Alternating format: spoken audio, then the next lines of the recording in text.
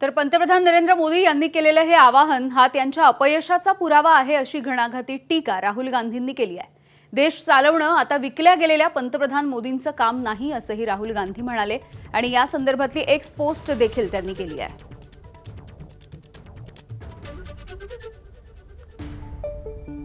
काय म्हणतात राहुल गांधी आपण बघूया। पंतप्रधान मोदींनी काल जनतेला काही आवाहन केलं।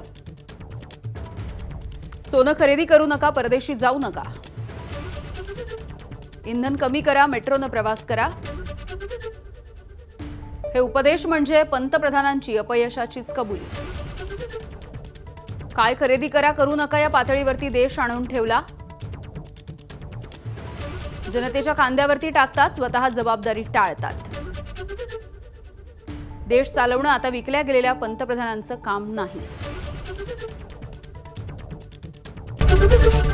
एबीपी माझा, उघडा डोळे बघा नीट।